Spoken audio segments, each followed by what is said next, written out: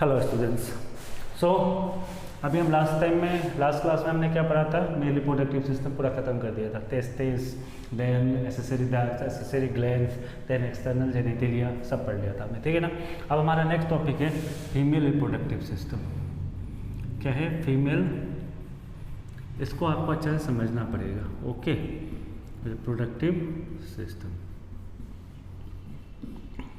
देखो ये सब चीज़ें ना नॉलेज है, ठीक है ना, इसमें शर्म नहीं करना है।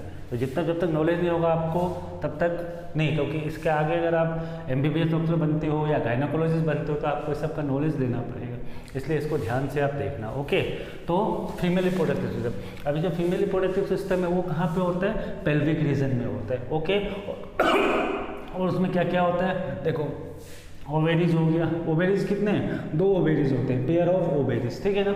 और पेयर ऑफ ओवेरीज को हम क्या करते हैं, प्राइमरी सेक्स ऑर्गन बोलते हैं, ठीक है ना। प्राइमरी सेक्स ऑर्गन जो ओवेरीज होता है ना, उसको हम क्या प्राइमरी सेक्स ऑर्गन भी बोलते हैं। क्यों बोलते हैं प्राइमरी सेक्स ऑर्गन, क्योंकि वो क्या करता है, गैमेट्स का फॉर्मेशन करता है, इसलिए उसको प्राइमरी सेक्स ऑर्गन बोलते हैं। ओके, देन यूटेरस होता है, फैलोपियन ट्यूब होता है, वेजिना होता है, ये सब इस सब के बारे में हम पढ़ेंगे। तो देखो the female reproductive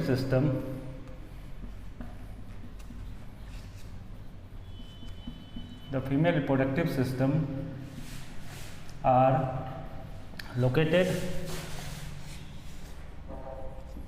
in pelvic region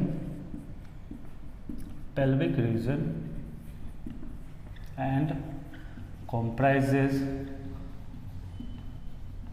क्या क्या होता है इसमें, देखो पहला क्या है, a pair of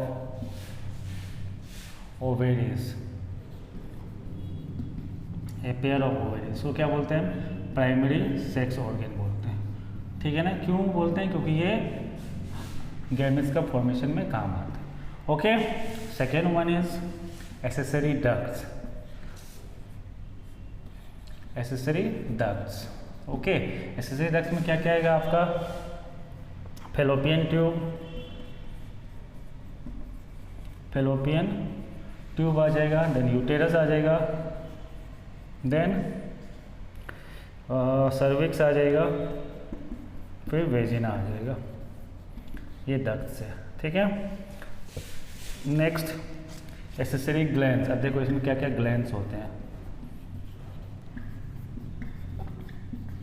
accessory glands में कौन कौन सा हो जाएगा, vestibular, VESTIBULA, vestibular glands and mammary gland, ये 2 ग्लैंड होते हैं। Okay, and then external जेनिटिलिया,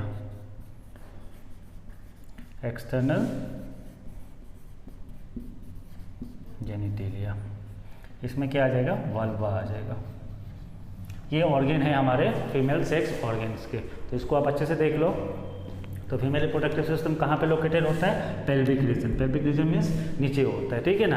and comprises of क्या क्या हो गया, ए पेयर ऑफ ओवेरीज को क्या बोलते हैं, प्राइमरी सेक्स ऑर्गन बोलते हैं। एसेसरी डक्ट हो जाएगा, इसमें फैलोपियन ट्यूब आ जाएगा, यूटेरस आ जाएगा, सर्विक्स आ जाएगा और वेजिना, इन सब के बारे में हमको पढ़ना है। एसेसरी ग्लैंड में क्या आएगा, vestibular glands and mammary gland. Okay, then external genitalia, that is vulva. Okay, female reproductive system complex है, ठीक है ना, थोड़ा ज़्यादा भी है और इसके बारे में थोड़ा ज़्यादा पढ़ना भी है, क्योंकि सारे जो भी रिप्रोडक्शन के सिस्टम है, जो भी रिप्रोडक्शन के एक्टिविटीज़ है, वो सारे क्या होते हैं, फीमेल सेक्स ऑर्गन में होते हैं, ठीक है ना, फीमेल रिप्रोडक्टिव सिस्टम में होते हैं। क्योंकि ह्यूमन में क्या होता है, फर्टिलाइजेशन क्या होता है, इंटरनली होता है फीमेल बॉडी में, तो यहाँ का प्रोसेस थोड़ा आपको ज़्यादा देखना पड़ेगा। ओके, क्योंकि मेल का क्या काम है, ओनली ये स्पर्म को ट्रांसफर करना है फीमेल रिप्रोडक्टिव सिस्टम में, लेकिन जब फीमेल रिप्रोडक्टिव सिस्टम में आगे का जो भी प्रोसेस है वो सब क्या होता है, फीमेल रिप्रोडक्टिव सिस्टम में होता है, तो इसको जानना आपको ज़्यादा जरूरी है। ओके, तो इसको नोट डाउन कर लो आप।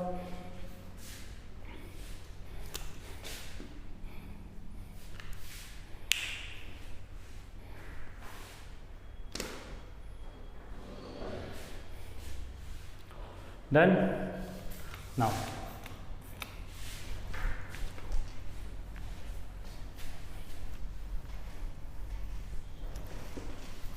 अब आपके एनसीईआरटी बुक में एक डायग्राम दिया हुआ है, मैं उसको बना देता हूँ। उसको बनाने के बाद फिर हम क्या करेंगे, उसको अच्छी तरह डिस्कस करेंगे। ओके,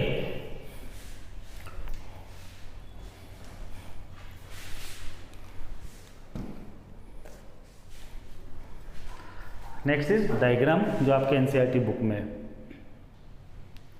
ओके स्टूडेंट्स, ये मैंने ट्राई किया बनाने का। ये फीमेल रिप्रोडक्टिव सिस्टम ये आपके इसमें दिया हुआ है, एनसीईआरटी बुक में दिया हुआ है, ठीक है ना। देखो इसमें क्या है, ये जो पेयर है, ये वाला जो पेयर है, ये क्या है, ओवेरी है। ओके, तो ये पेयर ऑफ ओवेरी, ये क्या है, 2 होते हैं। ओके स्टूडेंट्स, तो ये पेयर ऑफ ओवेरी हो गया। और ओवेरी का मेन फंक्शन क्या है, पहला तो क्या है, गैमीट फॉर्मेशन। देखो इसका गैमीट फॉर्मेशन, ये गैमीट फॉर्मेशन करता है, दैट इज उसको क्या बोलते हैं हम, ओवम। जो गैमीट होता है उसको ओवम बोलते हैं। दूसरा उसका फंक्शन क्या है, देखो दूसरा फंक्शन क्या है इसका, production of oestrogen and progesterone,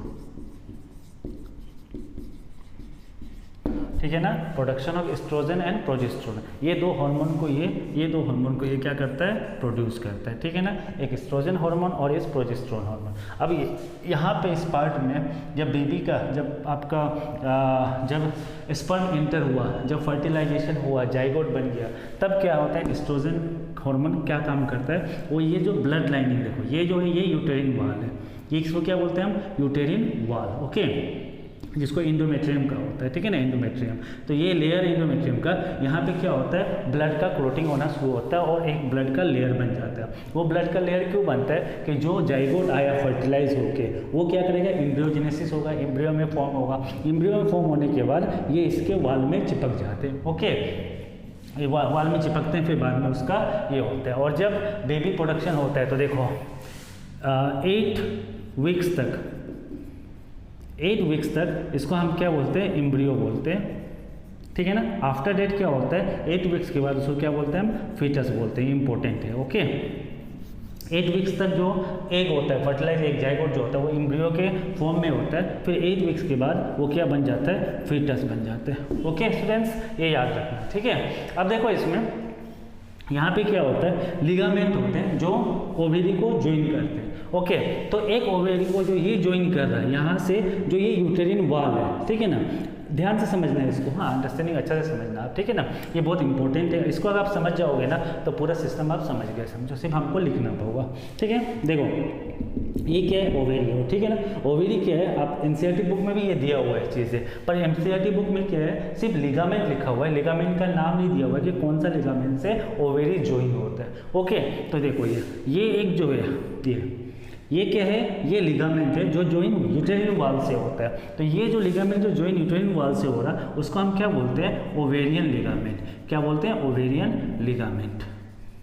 ये आपके उसमें सिर्फ लिगामेंट, आपके एनसीईआरटी बुक में खाली लिगामेंट से ज्वाइन ही लिखा हुआ है, ठीक है ना, लेकिन इसको हम क्या बोलते हैं, ओवेरियन लिगामेंट। ओके, जो किससे ज्वाइन होता है, ओवेरी यूटेरिन वाल से जो ज्वाइन होता है। ओके, अब ऊपर में भी एक लिगामेंट होता है, यहाँ पे भी एक लिगामेंट से ये ओवेरी क्या होता है, ज्वाइन होता है, जो पेल्विक वाल में होता है। ये कौन सा जगह है, ये इसको हम क्या बोलते हैं, पेल्विक वाल, पेल्विक वाल। अब ये पेल्विक वाल से ये पोर्शन जो है, ये पेल्विक वाल से जो ज्वाइन होता है ओवेरी, वो लिगामेंट को क्या बोलते हैं, देखो इसको बोलते हैं एब्रोड लिगामेंट, एब्रोड लिगामेंट। क्या बोलेंगे इसको, abroad ligament. Okay, sorry, broad ligament, broad नहीं, broad ligament, broad ligament. Okay, तो ओवेरी जो ज्वाइन होता है, अटैच होता है, वो कितना लिगामेंट से होता है, 2 लिगामेंट से होता है। जो ये यूटेरिन वाल से होता है उसको हम क्या बोलते हैं, ओवेरियन लिगामेंट, याद रखो। Okay, ovarian ligament. और जब ये पेल्विक वाल से जब ज्वाइन होगा तो उसको क्या बोलेंगे हम, ब्रॉड लिगामेंट। आया समझ में आ गया।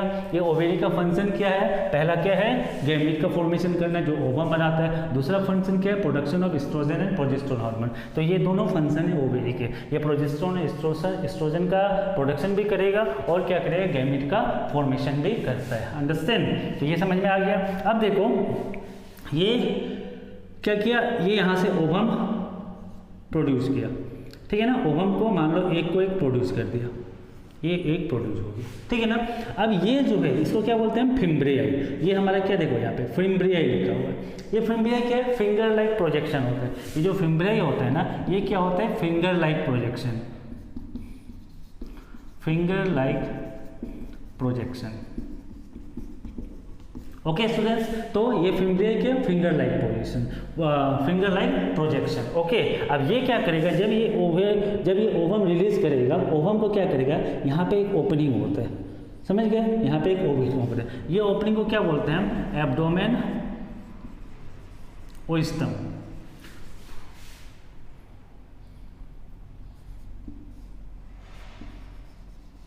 ओइस्टम देखो, एब्डोमेन ओइस्टम, ये एब्डोमेन ओइस्टम क्या है, यहाँ पे ये ओपनिंग है। ओके, यहाँ पे ये ओपनिंग होता है जिससे ये यहाँ से जाता है, ठीक है ना। ओवम क्या है, इसमें जाएगा। और ये पूरा पोर्शन को क्या बोलते हैं हम, इसको क्या बोलते हैं, इसको बोलो तो आप, ये पूरा पोर्शन को फेलोपियन ट्यूब। ये जो है हमारा फेलोपियन ट्यूब है। ओके, अब यहाँ से क्या हुआ, ओवेरी क्या ओवम को रिलीज किया, ओवम को, ये ओवम है आपको समझने के लिए, ठीक है ना। अब ये ओवम को रिलीज कर दिया, अब ये ओवम को क्या करेगा, ये फिंगर क्या करेगा, कैप्चर कर लेगा और इसको अपने अंदर ले लेगा। लेकिन यहाँ पे देखो, हमने पहले क्या पढ़ा है कि जो स्पर्म होता है, लिसन, स्पर्म जो होता है ना, ये क्या होता है, मोटिलिटी होता है। क्यों, क्योंकि इसमें फ्लेजिला होता है, ये मोटाइल कर सकता है, मगर मोटिलिटी, मगर क्या है, ओवम क्या है, स्टेगनेंट होता है। ओवम क्या है, खुद अपने आप मोटिलिटी नहीं करते हैं, मतलब मूवमेंट नहीं करता है। तो अब इसको यहाँ से जब यहाँ पे गया, ठीक है, इसको तो ये क्या ओवम, ये तो अभी दूर दूर दिख रहा, लेकिन जब स्ट्रक्चर में, रियल स्ट्रक्चर में क्या है, बहुत क्लोज होता है। जैसे ये रिलीज हुआ, ये उसको फिंगर से पकड़ लेगा। ओके, पकड़ के क्या करेगा, अंदर ले जाएगा। लेकिन अंदर ले जाने के लिए ना, इसको यहाँ से मूवमेंट करना पड़ेगा, पर ओवम तो मूवमेंट होता नहीं। तो क्या होता है, यहाँ पे ना, ये पोर्शन में, यहाँ पे ऐसे ऐसे करके सीलिया होता है। यहाँ पे क्या होता है, सीलिया, सिलिएटेड बोलता है ना, सिलिएटेड इपिथेलियम। तो यहाँ पे सीलिया होता है। वो सीलिया क्या करता है, हमेशा जैसे सीलिया क्या है, हेयर लाइक स्ट्रक्चर, ठीक है ना। वो क्या करेगा, ऐसा ऐसा चलता है, वो हमेशा ऐसे ही करता है, ये फॉरवर्ड डायरेक्शन में, ठीक है ना। हाँ, जैसे ये फॉरवर्ड डायरेक्शन हो रहा है ना, तो सीलिया भी ऐसे ऐसे करते रहता है। तो जैसे ही ओवम जाता है, ये इसको पुश करके यहाँ से यहाँ पे ला देता है, यहाँ पे आ गया, ठीक है ना। अब यहाँ पे क्या हुआ, मान लो को पॉपुलेशन हुआ मेल का स्पर्म यहाँ से आया यहाँ पे, ठीक है ना। अब ये मेल का स्पर्म जब यहाँ पे आएगा ना, तो फर्टिलाइजेशन साइट, ये नीट में भी क्वेश्चन आया हुआ है, राइट। नीट में क्या हुआ कि अगर आपको ऑप्शन में देता है कि फर्टिलाइजेशन साइट कहाँ पे है, और उसमें अगर आपको देता है कि ampulla isthmus region, ampulla isthmus region, अगर ये देता है तो आप ये ऑप्शन को चूज करो, क्योंकि जो मेन फर्टिलाइजेशन होता है ना, वो एम्पुला इस्थमस रीजन पे होता है। यहाँ पे फर्टिलाइज हुआ, यहाँ पे क्या होता है, देखो यहाँ से जब यहाँ पे आ गया ना, तो यहाँ से क्या करता है, स्पर्म जो आता है, तो स्पर्म और ये ओवम, ये दोनों क्या करता है, साइमल्टेनियसली मूव करता है। कौन, स्पर्म और ओवम, ये दोनों यहाँ से साइमल्टेनियसली क्या करेगा, मूव करेगा। मूव करने के बाद ये फर्टिलाइज करेगा, फर्टिलाइज कर जाइगोट बनेगा। जाइगोट फिर कहाँ पे आएगा, ये इस्थमस रीजन में आता है। तो फर्टिलाइजेशन साइट क्या हुआ, एम्पुला और इन दोनों के बीच में, तो इसलिए बोलते हैं एम्पुला इस्थमस रीजन। अगर मान लो कि ऑप्शन में एम्पुला भी नहीं दिया हुआ, इस्थमस में नहीं दिया हुआ है, तो आंसर होगा आपका फेलोपियन ट्यूब, क्योंकि ये दोनों पोर्शन कहाँ पे, फेलोपियन ट्यूब में। अंडरस्टैंड, समझ में आया। कभी भी क्वेश्चन नीट में आता है या एग्जाम में आता है आपका कि फर्टिलाइजेशन साइट कहाँ है, अगर उसमें एम्पुला दिया हुआ है तो वो भी राइट है, एम्पुला इस्थमस दिया है तो वो भी राइट है, और फेलोपियन ट्यूब, ये पूरा क्या है, फेलोपियन ट्यूब है, तो फेलोपियन ट्यूब दिया तो वो भी राइट है। Okay, understand. तो यहाँ से जब स्पर्म और एग आया यहाँ से साइमल्टेनियस, यहाँ तो स्पर्म आ गया, अब यहाँ से फिर दोनों मूव करता है ऊपर तक जाता है, तो यहाँ पे फर्टिलाइज हो जाता है एम्पुला जगह पे, यहाँ पे। फिर जब ये फर्टिलाइज होने के बाद क्या बनता है, जाइगोट बनता है। जाइगोट कहाँ पे आ गया, ये इस्थमस रीजन पे आता है। उसके बाद फिर यहाँ से मूव करके ये कहाँ पे आता है, ये यूटेरस में आता है। ये जो रीजन है ना, ये रीजन क्या है, यूटेरस है यहाँ पे। और बेबी का ग्रो कहाँ होता है, इसके यहाँ पे होता है। समझ में आया।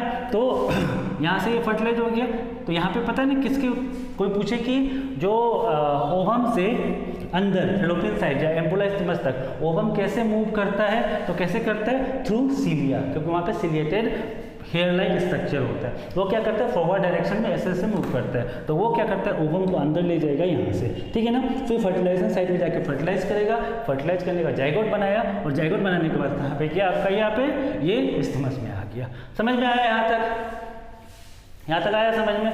अब यहाँ पे आने के बाद अब क्या करेगा, जैसे यहाँ पे आया तो जैसे जब फर्टिलाइज हो गया, फर्टिलाइज होने के बाद जैसे यहाँ पे आया तो क्या होता है, जो गर्ल्स में फीमेल में क्या होता है कि यहाँ पे क्या है, ब्लड का क्लोटिंग होना शुरू होता है। ब्लड क्लोट होने के क्या बनेगा, यहाँ पे ये ब्लड का लेयर है, ऐसे करके ना ये ब्लड का लेयर बनता है, यहाँ पे ये ब्लड का लेयर बनता है यहाँ पे, ठीक है ना। यहाँ क्या बन गया, ब्लड का लेयर बन गया। अब जैसे ये यहाँ से यहाँ पे मान लो कि ये यहाँ पे आ गया, जाइगोट फॉर्म में आता है, उसके बाद फिर क्या बन जाता है, ये एम्ब्रियोजेनेसिस होता है। एम्ब्रियोजेनेसिस मतलब जो इसके एक्स टाइप के ऐसे स्ट्रक्चर होता है एम्ब्रियो के, ठीक है ना। वो क्या करता है, यूटेरिन वॉल में आके ना यहाँ पे चिपक जाता है। ओके, यूटेरिन वॉल में आके चिपकने के बाद 8 वीक्स तक वो एम्ब्रियो के फॉर्म में रहेगा। उसके बाद क्या होगा, एम्ब्रियो के फॉर्म 8 मंथ तक रहता है, फिर धीरे धीरे उसका ग्रोथ होगा, ठीक है ना। ग्रोथ होने के बाद वो बनेगा, ठीक है ना। तो ये जो हमारा ये ब्लड लेयर है, अब एक क्वेश्चन आता है कि ये ब्लड लेयर क्यों फॉर्म होता है। तो ब्लड लेयर क्यों फॉर्म होता है कि जो एम्ब्रियो आ रहा है वो डिस्ट्रॉय ना हो जाए,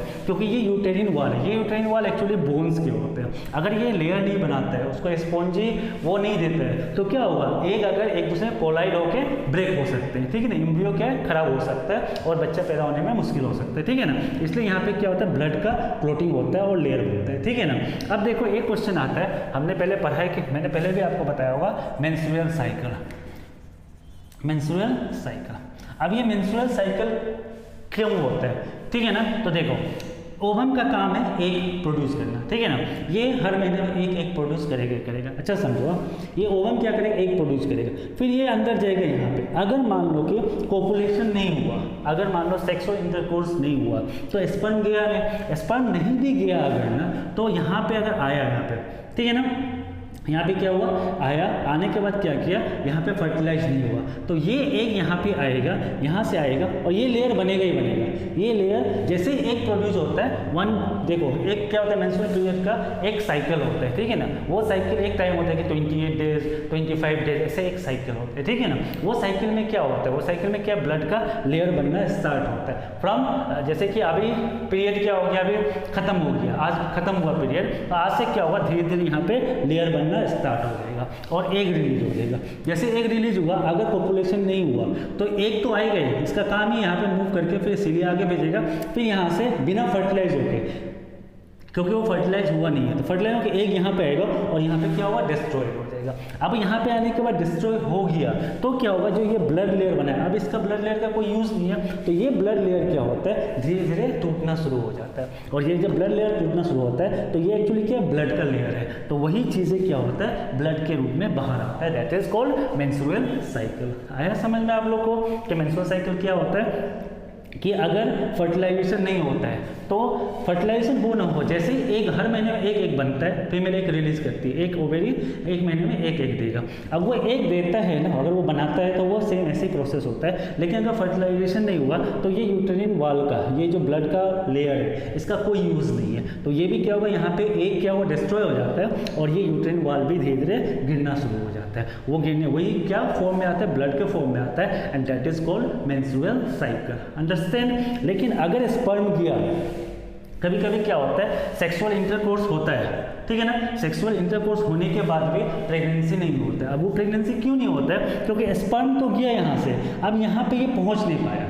इसको क्या करना है, इसको ये साइड पे जाना है, कौन सा साइड पे, फर्टिलाइजेशन साइड पे। ओके, अब ये फर्टिलाइजेशन साइड पे नहीं गया तो क्या हुआ, स्पर्म जाने के बाद भी फर्टिलाइजेशन नहीं हुआ, तब भी एक के साथ तो फर्टिलाइज किए, तो वो एक ऐसे ही आएगा, फिर वो भी क्या होगा, डिस्ट्रॉय हो जाएगा। सेकेंड कंडीशन क्या होता है, स्पर्म जाने के बाद गया लेकिन वो एक के अंदर वो एंटर नहीं कर पाता, ठीक है ना, ड्यू टू उसका क्या होता है, कभी कभी क्या होता है, स्पर्म का मोर्फोलॉजी, कभी डॉक्टर के पास जाओगे ना कि प्रेगनेंसी क्यों नहीं हो रहा, तो क्या क्या रीज़न होते हैं, क्या क्या रीज़न होते हैं कि स्पर्म की मोटिलिटी का भी प्रॉब्लम होता है। स्पर्म की मोटिलिटी मतलब वो यहाँ तक पहुँच नहीं पाता, या उसका स्ट्रक्चर क्या था, मोर्फोलॉजी, उसका मोर्फोलॉजी खराब होता है कि उसको यहाँ पे जो मैंने आपको बताया था, यहाँ से पोसिडीना ये यहाँ पे था ना, यहाँ पे कौन सा था, जो ये एंटर करने के बाद वो उसके साइटोप्लाज्म में जाता है, ठीक है ना, तो वो साइटोप्लाज्म में जा नहीं पाता है, जिससे कि फर्टिलाइजेशन नहीं होता।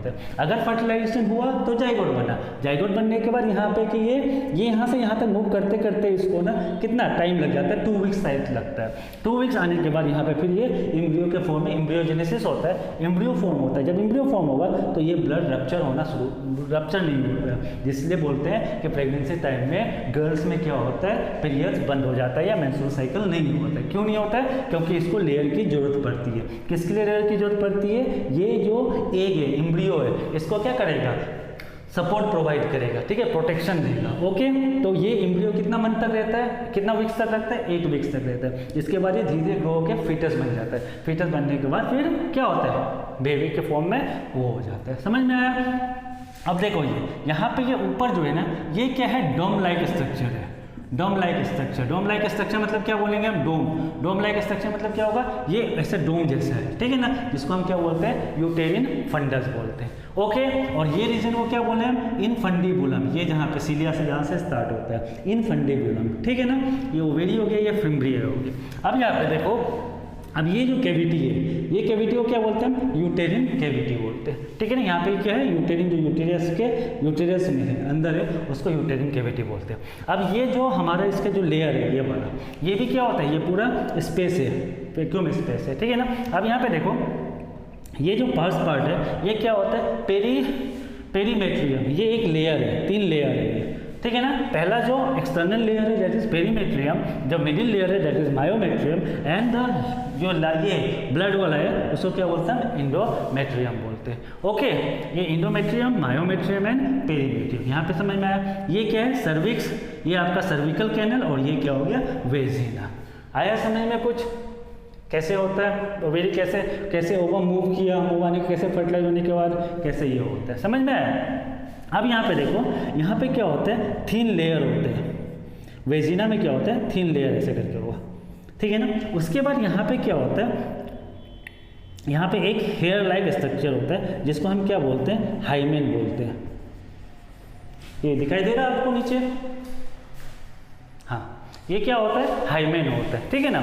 अब ये हाइमेन जो है ना, एक प्रोटेक्टिव थ्रेड लाइक स्ट्रक्चर है, एक प्रोटेक्टिव क्या बोलोगे आप, फिल्टर लाइक स्ट्रक्चर है। ये क्या होता है, रप्चर होता है ड्यूरिंग कोपुलेशन या ड्यूरिंग सेक्सुअल इंटरकोर्स।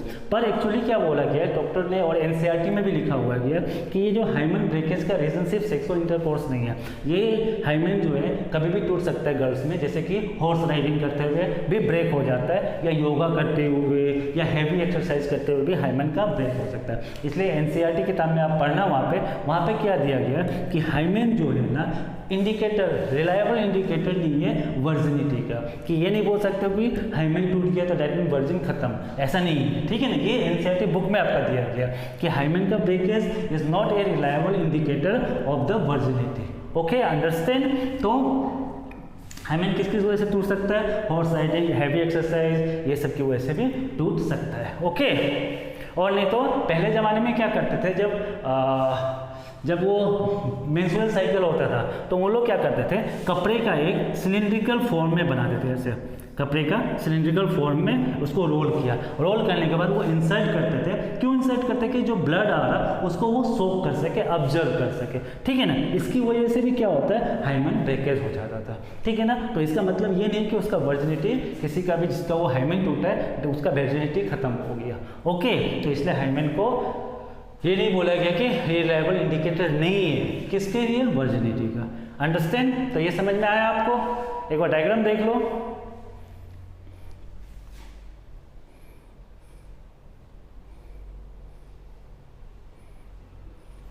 और ये जो देखो, ये सर्वाइकल कैनल प्लस वेजिना, ये दोनों मिलकर क्या होता है, इस यहाँ पे बर्थ कैनल बोलते हैं। बर्थ कैनल मतलब क्या होता है, जो कैनल से बर्थ होता है बेबी का ड्यूरिंग पार्चुरेशन, ठीक है ना। यहाँ पे क्या होगा, बेबी का जो बर्थ होता है, ठीक है ना, तो वो क्या होता है, बर्थ कैनल। ये सर्विकल कैनल और वेजिना मिलके बनता है बर्थ कैनल, उसको बर्थ कैनल बोलते हैं। ओके,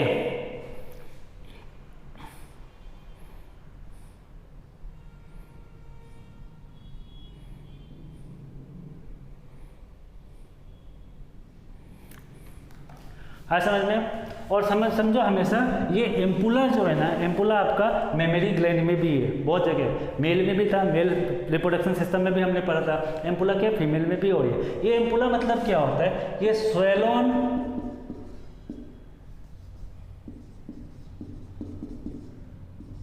स्वेलोन ब्रॉड पार्ट ये क्या होता है, एम्पुला जो है ये थोड़ा ब्रोडेन होता है, ब्रोडेन में चौड़ा होता है, और स्वेलन पार्ट को हम क्या बोलते हैं, एम्पुला बोलते हैं। ओके, ये आपका मेमोरी ग्लैंड में भी आएगा फीमेल का।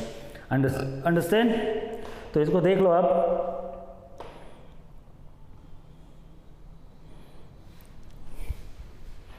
ये आपका एनसीईआरटी में मैंने जस्ट एक्सप्लेन कर दिया कि कहाँ पे क्या होता है। इसमें कोई डाउट है तो आप ग्रुप में हो, आप क्लास 12 के ग्रुप में हो आप यहाँ पे, तो उसमें मुझे आप क्वेश्चन भेज सकते हो कि इसमें क्या प्रॉब्लम है, आपको क्या चीज़ समझ में नहीं आया, तो उसको मैं फिर आपको समझाने का ट्राई करूँगा।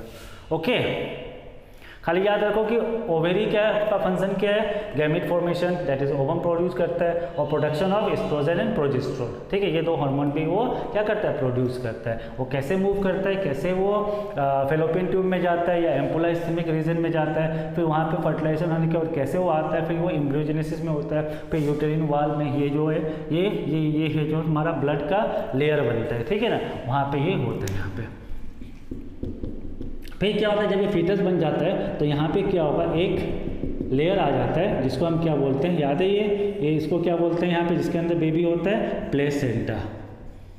प्लेसेंटा क्या होता है, प्लेसेंटा में मदर्स का जो ब्लड का जो वेन आता है वो क्या होता है, इससे कनेक्ट होता है। ये ब्लड का वेन कनेक्ट होगा तो इसी से, क्योंकि ब्लड क्या होता है, ब्लड क्या है हमारा, न्यूट्रिशन को ट्रांसपोर्ट किससे होता है, कहाँ से होता है, ब्लड से होता है। तो मदर जो भी खाता है ना, वो उसका न्यूट्रिएंट्स क्या होता है, ब्लड के थ्रू ये बेबी को, यहाँ पे मान लो ये बेबी है, ये ठीक है ना, ये बेबी है, तो ये ग्रो कर रहा है, ग्रोइंग स्टेज में, तो इसको न्यूट्रिएंट्स चाहिए, नोरिशमेंट चाहिए, तभी ये ग्रो करेगा। तो इसको ये चीज़ कहाँ मिलेगी, कहाँ से मिलेगा, ब्लड में। सेकेंड में ब्लड ही क्या है, ऑक्सीजन को ट्रांसपोर्ट करता है। ठीक है ना, ऑक्सीजनेटेड ब्लड बोलते हैं ना, वो ऑक्सीजन को मिला के इसको देता है। ठीक है ना,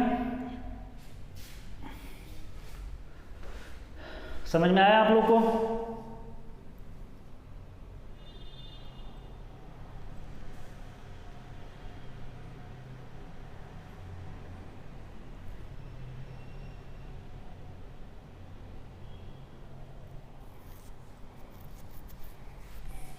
नोट कर लो इसको।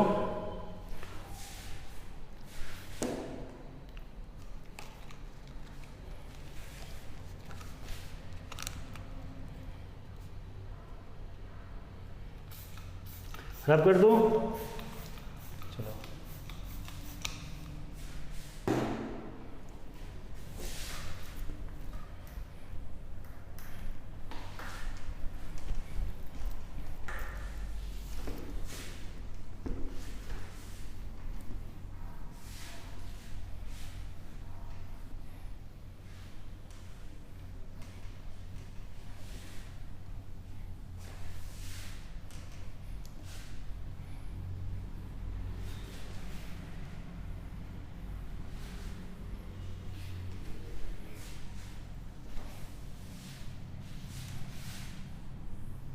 अब पहला जो है रिप्रोडक्शन सिस्टम में वो क्या है हमारा, primary sex organ, that is pair of ovaries. उसके बारे में पढ़ते हैं हम।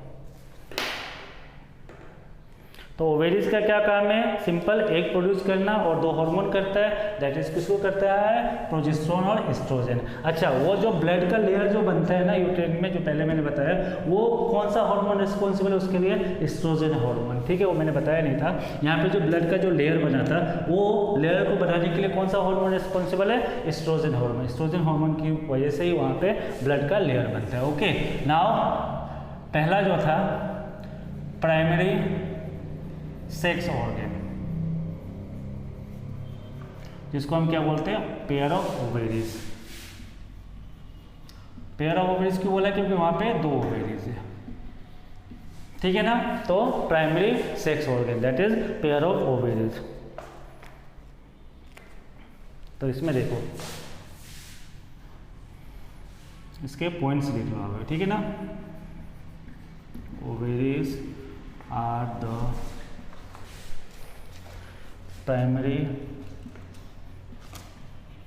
Female sex organ, primary female sex organ that produce the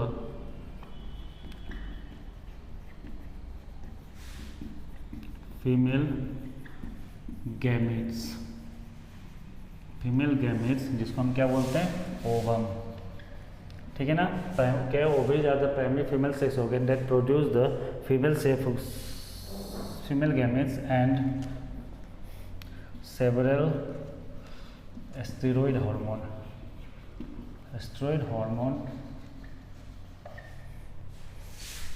जिसको हम क्या बोलते हैं ovarian OVARI ovarian hormone. Next point is the ovaries are located on one on each side of the lower abdomen. इसको नोट कर लेना, ये सब आएंगे एग्जाम में. अगर ओवेरीज के बारे में लिखने बोलता है तो ये सब लिखना आप. इसके फंक्शन भी बता दूंगा मैं. Each ovaries is about 2 to 4 centimeter in length and is connected to the pelvic wall and uterus by ligaments. देखो यहाँ पे ये आपके वर्ड्स जो है ना, ये आपके एनसीईआरटी के हैं. तो एनसीईआरटी में भी यही बताया गया है कि जो ओवेरीज है वो कनेक्टेड होता है पेल्विक वॉल से एंड यूटेरस से बाय लिगामेंट्स. पर यहाँ पे लिगामेंट्स का नाम नहीं दिया हुआ है. तो आपको याद रखना है कि यूटेरिन वॉल से जो लिगामेंट्स होगा उसको क्या बोलेंगे, ओवेरियन लिगामेंट बोलते हैं. और जो पेल्विक वॉल से जो लिगामेंट होता है उसको क्या बोलते हैं, ब्रॉड लिगामेंट. ओके, ये याद रखना आप. Next point, each ovaries is covered by a thin epithelium which encloses the ovarian stroma.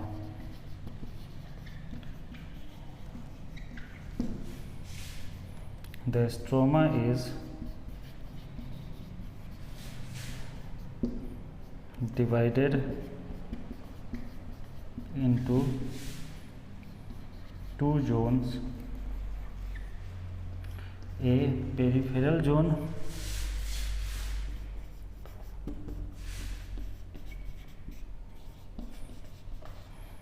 then cortex and an inner medulla.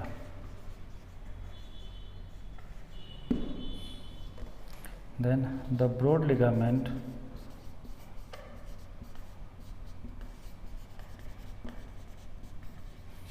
Of the, नहीं इसको ऐसे यहीं तक रखो, बाद में फिर नेक्स्ट पॉइंट नीचे को नीचे दिखाई नहीं देगा. ठीक है ना. अब यहाँ पे देखो, बाद में जब मैं इसको नोट्स कर लो, आप नोट करने के बाद क्या करेगा मैं, ओवेरीज का भी अंदर का हिस्टोलॉजी जब पढ़ाऊंगा ना, ओवेरी का हिस्टोलॉजी जो उसका स्ट्रक्चर है उसमें ये चीज़ें आएगा. दो जोन जो है, दो जोन में डिवाइड है, एक पेरिफेरल जोन है और दूसरा क्या है, cortex and inner medulla. Okay, अभी तो यहाँ पे समझ में नहीं आएगा, लेकिन जब डायग्रामेटिकली मैं बताऊँगा आपको तब समझ आएगा. तो पहले आप लिख लो, उसके बाद. तो यहाँ पे क्या है, ovaries are the primary female sex organ. समझ में आ गया ये तो, जो कि क्या प्रोड्यूस करता है, फीमेल गैमेट करता है. क्या है नाम उसका, ovum. And several steroid hormone, बहुत सारे स्टेरॉइड हार्मोन भी करते हैं, जैसे एस्ट्रोजन प्रोजेस्टेरोन हो गया, उन लोगों क्या बोलते हैं, ओवेरियन हार्मोन भी बोलते हैं. Understand. Second one is the ovaries are located on one each side of the lower abdomen. ये कौन था, एब्डोमिनल रीजन में होता है. ठीक है ना. Each ovaries is about 2 to 4 centimetre length. जो ओवेरीज होता है क्या, 2 to 4 सेंटीमीटर लेंथ हो गया. And is connected to the pelvic wall and uterus by ligament. Okay, और कहाँ से कनेक्टेड होता है, ओवेरी जो है पेल्विक वॉल से होने से वो ब्रॉड लिगामेंट हो गया, और यूट्रस से होने से वो ओवेरियन लिगामेंट हो गया. अंडरस्टैंड. फिर क्या बोला है, each ovaries is covered by a thin epithelium which encloses the ovarian stroma. जो ओवेरियन जो है, अब जो ओवेरीज है ना, ये मानो कि ओवेरीज, इसको मैं बाद में बताऊंगा. तो ये जो लेयर है ना, ये क्या होता है, थिन होता है, थिन एपिथेलियम से ये कवर्ड होता है, थिन एपिथेलियम से. ठीक है ना. विच इनक्लोजेज द ओवेरियन, जिसमें क्या होता है, ओवेरियन स्ट्रोमा होता है. अब मैं ये डायग्राम बताऊंगा तब आपको बताऊंगा कि स्ट्रोमा क्या है. अभी तो ऐसे समझ लो, बाद में मैं अंदर जब डायग्राम बताऊंगा तब बताऊंगा आपको, ठीक है। और ये जो स्ट्रोमा है वो डिवाइडेड होता है 2 जोन में। पहला का नाम क्या है, पेरिफेरल जोन, फिर कॉर्टेक्स एंड इनर मेडुला। ये कॉर्टेक्स और इनर मेडुला एक जोन होगी और पेरिफेरल जोन एक जोन होगी। तो 2 जोन में स्ट्रोमा डिवाइड होता है। ओके, नोट कर लो आप इसको।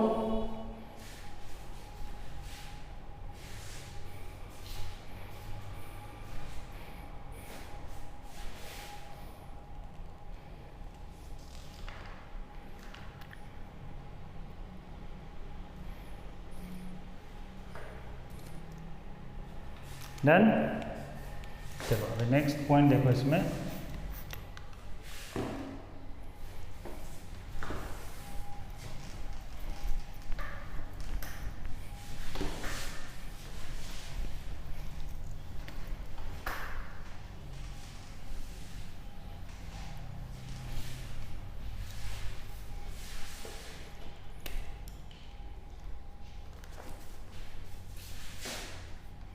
The ब्रॉड लिगामेंट कहाँ ओवेरीज को कहाँ से कनेक्ट करता है, पेल्विक रीजन से। Okay, the broad ligament of the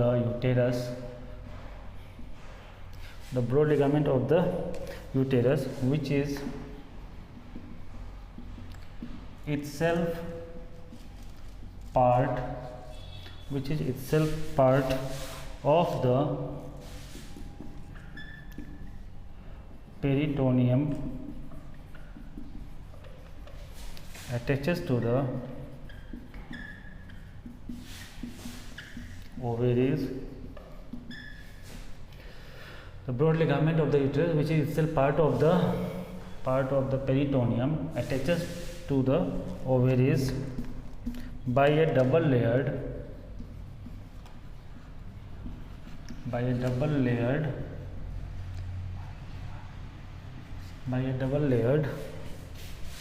fold of peritoneum called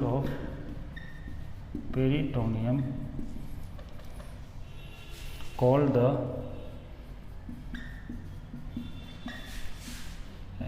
मेसोवेरियम। ये इंपॉर्टेंट है, ये आया हुआ है, ठीक है। फिर द ओवेरियन लिगामेंट, तो देखो ये 2 लिगामेंट है कि नहीं, the ovarian ligament anchors the ovaries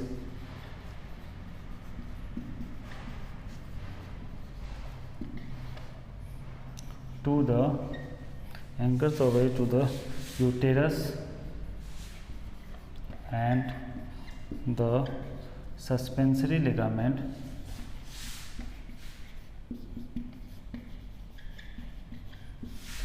attaches them to the pelvic wall.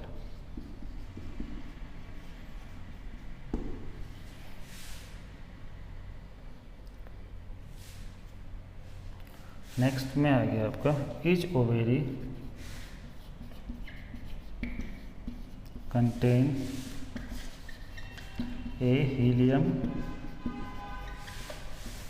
the point of entrance and exit for blood vessels and nerves along which the mesovarium is attached.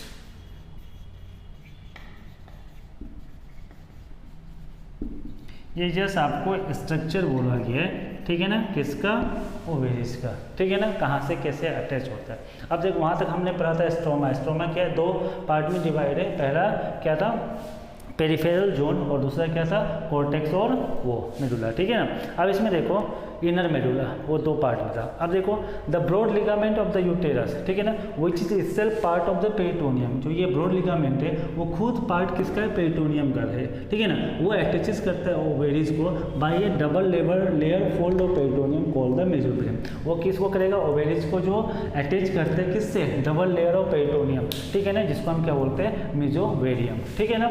अब जो ovarian ligament है वो anchor करता है ovaries को to the uterus. Uterus से क्या करता है, ये एंकर करेगा। और यहाँ पे वहाँ पे मैं एक चीज़ बताना भूल गया था, आपको सस्पेंसरी लिगामेंट भी होते हैं, 3 लिगामेंट होते हैं, ब्रॉड लिगामेंट, ओवेरियन लिगामेंट और सस्पेंसरी लिगामेंट। ये सस्पेंसरी लिगामेंट है पेल्विक वॉल से उसको अटैच करते हैं, ठीक है ना। जो मैंने ब्रॉड लिगामेंट बोला था, ब्रॉड लिगामेंट ऊपर बोला था ना कि नहीं, तो वो क्या है, तो वो खुद ही एक पेरिटोनियम का पार्ट है जो कि double layer of fold of peritoneum called, जो पेरिटोनियम से उसको अटैच कर रहा है, जिसको हम मेसोवेरियम बोलते हैं, ओके। और ओवेरियन लिगामेंट क्या कर रहा है, यूटेरस से अटैच कर रहा है ओवेरीज को, और सस्पेंसरी लिगामेंट किससे कर रहा है, पेल्विक वॉल से अटैच कर रहा है, okay. Then each ovaries contain a hilum. अब हर एक ओवेरी में क्या होता है, एक हीलियम होता है। The point of entrance and exit for blood vessel. वो हीलियम कहाँ होता है, ऐसा पॉइंट जहाँ से ब्लड का एंट्रेंस होता है और एग्जिट होता है, जो ब्लड वेसल आता है ना उसका एंट्रेंस हो, वो पॉइंट को क्या बोलेंगे हम, हीलियम बोलते हैं, okay. And nerves along with the mesovarium is attached, जहाँ पे मेसोवेरियम क्या अटैच्ड है। तो ईच ओवेरीज कंटेन, हर एक ओवेरीज में क्या होता है, हीलियम होता है, जहाँ पे point of entrance and exit of blood vessel. और जो नर्व होता है ना वो क्या होता है, जिसको हम किससे अटैच होता है, वो मेसोवेरियम से अटैच होता है। अंडरस्टैंड? तो इसको नोट डाउन कर लो आप। अब इसको डायग्रामेटिकली जो इसके हम, ये तो अभी क्या है आपको मैंने स्ट्रक्चर बताया, अब इसका हिस्टोलॉजी जब बताऊंगा ना तब उसमें समझ में आएगा आपको कि जो 2 जोन होते हैं, 2 जोन, पेरिफेरल जोन, कॉर्टेक्स और वो मेडुला बताया था, वो मैं समझाऊंगा उसमें कहाँ पे होता है, पेरिटोनियम क्या होता है, ठीक है ना, ये चीज़ उसमें मैं बताऊँगा। तब तक आप इसको कर लेना, इसमें थोड़ा कन्फ्यूजन मत होना, ठीक है। पहले मैंने क्या बोला था, पहले मैंने बोला था उसमें एक चीज़ मैंने छोड़ दिया था, सस्पेंसरी लिगामेंट। तो जो ब्रॉड लिगामेंट है ये क्या है, खुद एक पार्ट है पेरिटोनियम का, समझो आप, जो कि अटैच किसको करता है, ओवेरीज से अटैच होता है।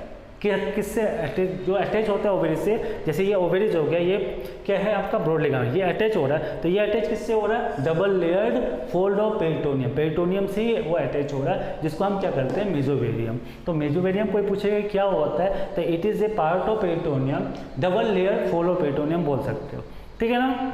मेसोवेरियम क्या है, it is A double layered fold of peritoneum जो कि अटैच करता है ओवेरीज को, ओके। फिर जो ओवेरियन लिगामेंट है ये एंकर करता है ओवेरीज को किससे, यूटेरस से, और जो सस्पेंसरी लिगामेंट है वो अटैच करता है पेल्विक वॉल से, ओके। और यहाँ पे क्या लिखा है, each ovaries contain a helium.